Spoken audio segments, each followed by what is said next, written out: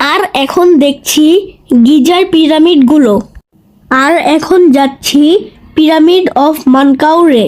দেখুন ঘোড়ার গাড়ি, কি সুন্দর সাউন্ড। গিজার 3টা পিরামিড, সবচেয়ে ছোট মানকাউরে। এটার নির্মাণে গ্রানাইট ও চুনাপাথর ব্যবহার করা হয়েছে। আকারে ছোট হলেও এটা অনেক নিখুঁতভাবে বানানো হয়েছে। গিজার পিরামিডগুলো কিভাবে তৈরি হয়েছিল এটা আজও একটি রহস্য।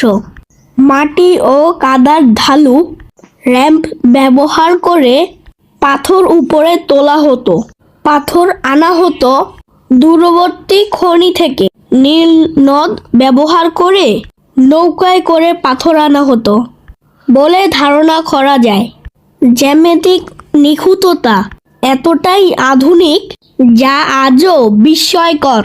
পিরামিডগুলো চারদিকে নিখুঁত দিক নির্দেশ অনুযায়ী নির্মিত, যার মানে উত্তর দক্ষিণ পূর্ব পশ্চিম অনুযায়ী স্থাপিত।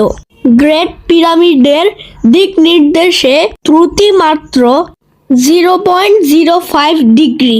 কিছু গবেষক মনে করেন এগুলো তারামণ্ডলের সাথে সামঞ্জস্যপূর্ণ, মানে ওরিয়ন বেল্ট হিসেবে ধরা হয়।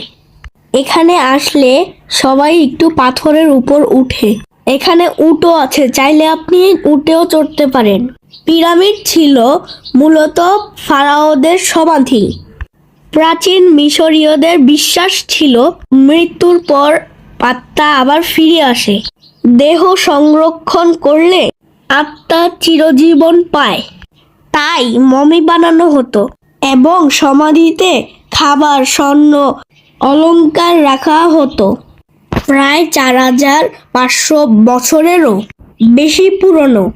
হাজার হাজার বছর ধরে যুদ্ধ, ভূমিকম্প ও প্রাকৃতিক আঘাত সহ্য করে আজও দাঁড়িয়ে আছে।